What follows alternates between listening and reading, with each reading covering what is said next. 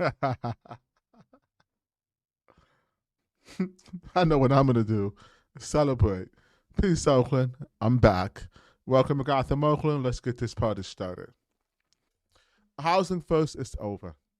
Saying housing first is the solution to our homeless crisis is like saying that food first is the cure for eating disorders. Now, that's a shallow, insidious approach to policy that actually reveals very little real empathy for the afflicted. Now, what's the reality? Since housing first policies were adopted in progressive cities like Oakland, California, homelessness has skyrocketed. Turns out legalizing open air drug markets and promising free housing with absolutely no accountability doesn't end well. Who could have guessed? Well, San Francisco is finally cracking down, banning RV parking for more than just a few hours. San Jose, they're doing the same, targeting illegal RV encampments and shutting down open air drug markets. And that leaves Oakland, California, America's soggiest city, always the last to reform, but always the first in corruption. Now, thank God for District 7 City Councilmember Ken Houston, who stepped into the plate with a very real and solid encampment abatement policy. But of course, here comes Carol Fife, the high priestess of Housing First, ready to throw shade. Now, here's the thing, Councilmember Fife, it won't work this time. Now, you've lost your grip on the council, and Queen Mayor Barbara Lee doesn't want to be embarrassed by thousands of RVs flooding the city and angry neighbors ready to turn on City Hall. So, no more playing both sides of the fence. Everyone knows you've been leaking encampment closure info to the activists for years, helping them stage protests to stop enforcement. Now, people died in those encampments, Carol Fife, and you didn't care as long as you could line up the next grift for you and your shady husband. And hey, while we're here, we're still waiting on your 990s from 2020. You remember that's when your nonprofit magically went from getting under $100,000 a year to over $4 million a year right after you took office. Now, who gave you that money, Carol? And what was it for? We're still waiting. Anyway, back to today's episode. Let's get into it. But first, please like, comment, and subscribe to Gotham Oakland. And please consider contributing to help fund independent, non-soggy journalism. So what is housing first? You probably heard politicians use this buzzword, which basically means giving homeless people permanent housing immediately. No sobriety, you can keep doing your drugs, no employment, no counseling required. You can even keep all your dogs. Sounds nice, right? Like, here's the keys, have fun. But here's the catch. Housing First blew up after the grant's past decision, the Supreme Court decision ruling that cities could not remove homeless folks from public property unless there was enough shelter space available. Shelter space, not housing or permanent housing like the NGOs say. But anyway, that's when the NGOs, the non-governmental organizations, the nonprofits, saw dollar signs. And since then, they've been raking in billions of dollars of taxpayer dollars, promising to solve homelessness with the housing first approach. But surprise, surprise, surprise, homelessness didn't shrink, it exploded.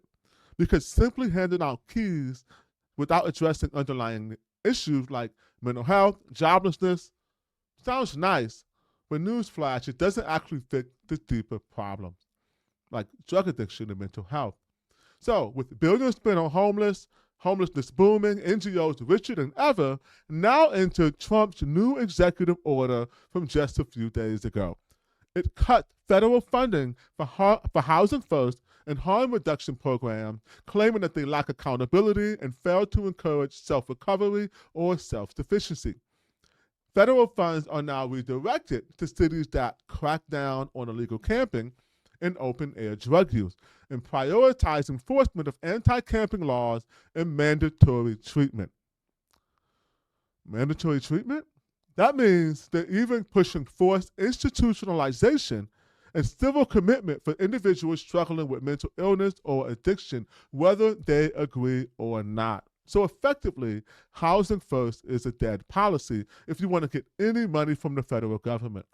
Now, today on the episode, we're going to review how much federal money does Oakland get And will housing first policies be affecting our ability to deal with the homelessness? Now, if you remember, the city of Oakland, Queen Mayor Barbara Lee, along with other big city mayors, went to the Alameda County Board of Supervisors this past week to demand that we get 100% of Measure W money to be spent on the homeless.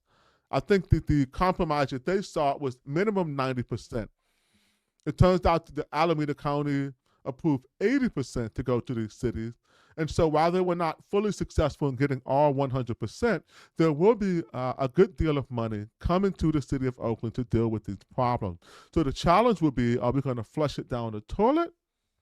What are we going to do? Or are we going to spend it wisely? So enter Councilmember Ken Houston. Actually, let's talk about that executive order first. Ending crime and disorder on American streets. It starts off July 24th.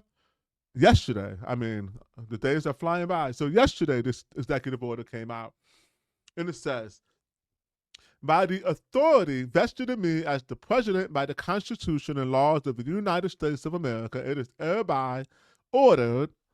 Section 1, I'm not going to read the whole thing. I'm going to just read Section 1 because that's usually when you come out with the guns blazing. Endemic vagrancy, disorderly behavior, sudden confrontations, and violent attacks have made our cities unsafe. The number of individuals living on the streets in the United States was on a single night during the last year of the previous administration, 274,224. The highest ever recorded. The overwhelming majority of these individuals are addicted to drugs and have mental health conditions or both. Nearly 2/3 of homeless individuals report having regularly used hard drugs like methamphetamines, cocaine, or opioids in their lifetime. And equally large shares of homeless individuals report suffering from mental health conditions. The federal government and the states have spent tens of billions of dollars on failed programs that address homelessness but not its root causes, leaving other citizens vulnerable to public safety threats. Shifting homeless individuals into long-term institutional settings for humane treatment through the appropriate use of civil commitment will restore public order. Surrendering our cities and citizens to disorder and fear is neither compassion to the homeless or other citizens. My administration would take a new approach to focus on protecting public safety. And it goes on to basically say that we're not going to give you any money if you're doing housing first shit. All right? We're not going to provide any more federal assistance through technical guidance, grants, or other legal means. We're cutting you off if you continue with the woke housing first policies that everyone knows it's not working, but somehow keep getting all of our taxpayer dollars. Oh, I almost forgot. Before we move on to some closing remarks, let me learn you about exactly how this executive order may affect Oakland's finances and our homeless funding. So I prepared a little report here for you that sort of breaks down how federal funding for homelessness works in Oakland, California. And so I basically got the information from the fiscal year 2023, 2024 in order to give the most accurate report, because otherwise we'll be projecting for 2025. Now, federal funding sources mainly come from the Health and Human Services Department. So Oakland, within Alameda County, faces significant homeless crisis. We've talked about that before. Federal funding is critical for addressing this issue, primarily through the United States Department of Housing and Urban Development, HUD, the Department of Health and Human Services, HHS, and other agencies. If you recall, the Trump administration just slashed HHS. They tried to put HUD on the chopping block, but that is not happening for now. So the Department of Health and Human Services and other agencies where most of this money comes from. And due to the structure of federal funding, which often flows through the Alameda County Continuum of Care, COC, or state administered programs, precise Oakland-specific amounts budget are challenging to isolate. So this current report compiles the most accurate data available for fiscal year 2023, 2024, for figuring out exactly how much money is at risk if we do not comply with this federal executive order. And I've got a chart here for you to make it clear. So taking a look at this chart right here, and I'm in as close as I can go. If you can't see it, I'll try to zoom in on your own screen. My apologies. And so from HUD with the COC, the Continuum of Care Program in Alameda County, we got 20 to 25 million roughly in 2023, 2024. This estimate is based on Alameda County's COC 47 million in 2022, Oakland receiving roughly 50% of this money. Also from HUD is the Emergency Solutions Grants, which give between $2 to $5 million. And this is estimated from California's $81.2 million share of national $290 million ESG funds. Next, we have HUD via State Home Key. Home Key is the leftover from COVID-19 fund. We got $20.4 million last year. And this was confirmed for Quality Inn conversion, 104 units. The federal portion embedded is where that came from, the notes. Next is HHS. There is the HAM HSA grant, 1 to 3 million roughly.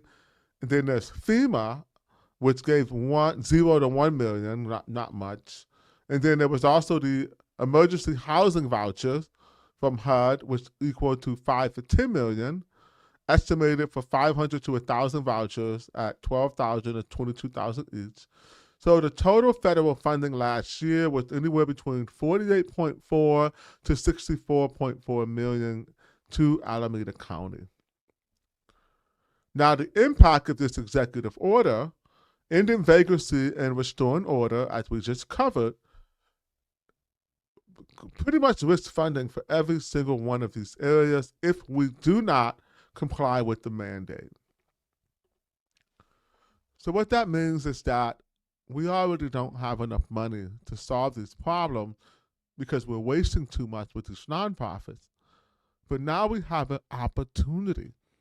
Not only can we stop spending money where it doesn't work, we can keep getting money from the federal government to spend it where it should work, which is actually getting people into mental health or drug treatment that they deserve to get better. And then we also can compel treatment. It is not compassionate to allow people to die in the streets. And when the ideology of compassion ends up looking like the streets of Oakland and every single city that follows housing first policy, with people's limbs rotting off, maggots eating dead flesh on people's bodies, we have literally conditions, living conditions that look like the bubonic plague. It's just absolutely not okay. Now I've heard that people are calling Ken Houston a right-winger for what we're going to cover next. I want you to consider, who are these people who are always casting and othering and catching aspersions on people and insulting people who simply want effective policy that is compassionate, that doesn't allow people to live on the streets and die, and also affect the quality of life of everyone around them. Think about that as we move on to the next section. This is something I've been saying for years. And you know what, Democrats, you're doing it again. You're leaving 80-20 issues or 70-30 issues to the Republicans. Why are you doing this? Haven't you learned your lesson from the last election? Have you not learned your lesson from the last election? We don't want any of this stuff. Okay, we don't want our taxpayer dollars spent on giving housing first to someone who had drug and mental health problems. 80% of unhoused neighbors in Oakland have mental health and drug addiction, or both, with high acuity. And many of them have just arrived in the last couple years or so. Now that leaves 20%. This is the important part. This is the worst part. That leaves 20% of unhoused neighbors who simply just need a house and can't get it because they're in line with all these other people. Remember what happened to the Lake Merritt Lodge? We had an episode about the Lake Merritt Lodge. Watch that episode. Remember what happened there with Minaj Kazan. Remember what happened to the Wood Street encampments that are now being closed down. Every single place where we try this social experiment fails. In San Francisco, you have Todco and their housing. Look it up, lawsuits over just roach infestation and fires and murders, mayhem.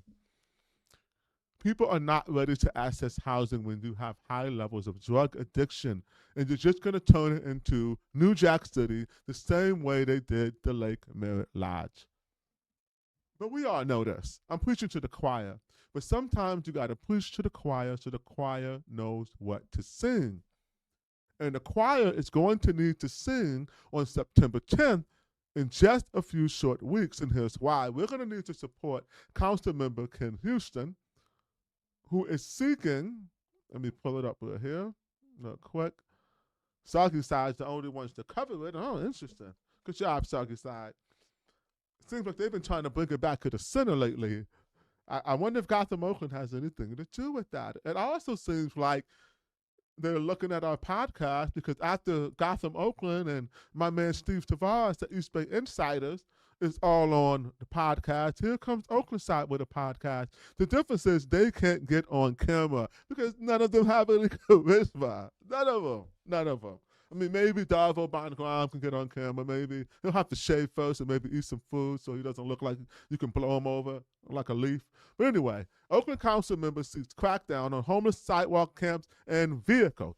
Ken Houston, son of Oakland, says Oakland is in a, quote, critical state of unhealthy, unsafe conditions, unquote, and needs to follow the lead of other cities. Finally, an adult in the room. Now, here's what I want to point to.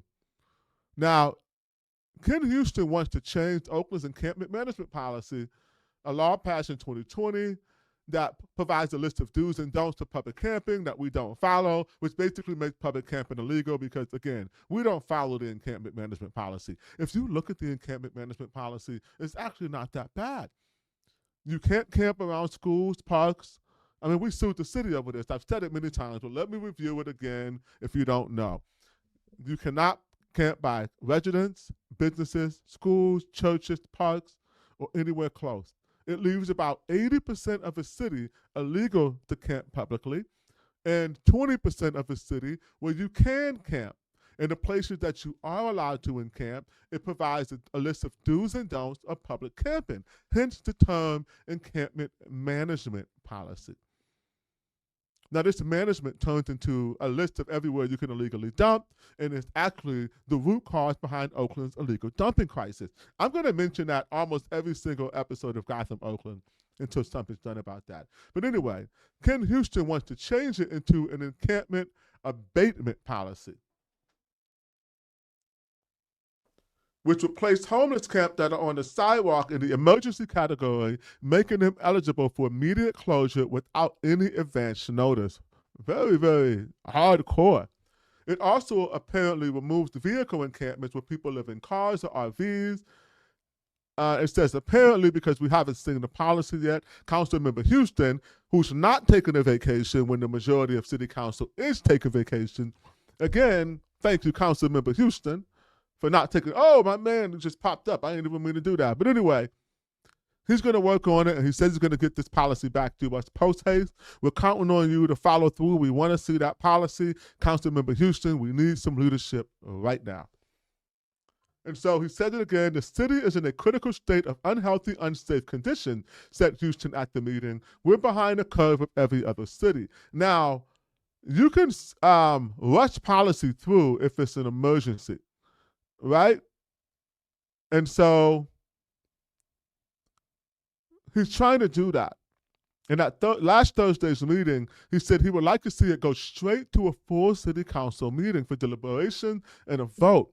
Now, typically this stuff is hashed out in a committee or a rules committee or various committees, and then there's a recommendation and it moves to a full hearing. It actually can be killed in the rules committees. Follow that rules committee, very important committee. But you can skip all of that if it's urgent. Councilmember Houston says, this is urgent as an earthquake, as a fire. I don't know if you guys can see that. If not, I'll kind of highlight it. All right, and answer Councilmember Fife said that these significant changes warrant more discussions. And so Houston ended up agreeing to have it go through a committee first, but in response, the special committee meeting was called for September 10th. And at the head of that meeting, Houston will upload the report and draft with full report. All right. You can expect the homeless advocate to try to cobble together some resistance, but I'm going to make a prediction right now. And you know my predictions on Gotham, Oakland have a tendency to come true. So here is my prediction. It ain't going to be that much pushback. And I don't think council is going to go for it. I think Councilmember Houston is going to get most of his policy through. I think there will be some amendments, but those amendments will not change the foundation or the fundamental nature of the policy. Oakland already has a 72-hour RV parking law. All you have to do is follow it. You don't need any new policies for that. So what I'm looking forward to see is, what does the new policy fundamentally change from the EMP or our 72-hour parking laws, or is it just reinforcing those existing rules and regulations so that we can just start cleaning this stuff up? If you know anything about the unhoused in Oakland, you know the majority of people right now are drug tourists. A lot of them being white males. Nobody likes to talk about this. When I first came to Oakland in 2012, the 80% of Oakland's unhoused were black men who went homeless in the neighborhoods they grew up in. I'll say that again. When I came to Oakland in 2012, the situation was much different 13 years ago. 80% of around I think it was less than 2,000 at that time, unhoused were black men who went homeless in the neighborhoods they grew up in. Now, we got over 6,000, or who knows how many homeless, and they're drug tourists. They're blocking sidewalks, they're putting RVs wherever, they're taking over the street, selling, cooking drugs, prostitution, child prostitution. Anything and everything is going down in those RVs. They're leaking sewage into the street. Yes, raw sewage into the street. I mean, over 90% of them don't have proper septic, so they're leaking raw sewage into the street. I guess people don't care about sewage in the street or oil in the street. Carol Fife's husband's dump truck, it's still parked. They never moved it. We're going to do a video on that, by the way. But remember when they said they're going to move that truck? They never moved the truck. They moved it around the corner, and it's still leaking of this hydraulic fluid, poisons over 1 million gallons of fresh water. But nobody cares as long as it's connected to our woke politicians. Had that been my nonprofit's dump truck, Oakland Side would have already won a 3-part series on environmental impact and how we're the devil. But somehow, when it's them, rules for thee, rules for me and not for thee, or whatever you say. Hypocrisy. I'm tired of it. I mean, come on. Are you tired of it? Do you want to do something about it? Make sure you show up on September 10th to help Councilmember Houston get that policy through, and let's clean up Oakland. Peace, y'all. I love you. See you back here Monday. Gotham, Oakland. I'm back, baby. Yo, I swear it's only up from here. Yo, I swear it's only up from here. Yo, I swear it's only up from here. Yo, I swear it's only up from here.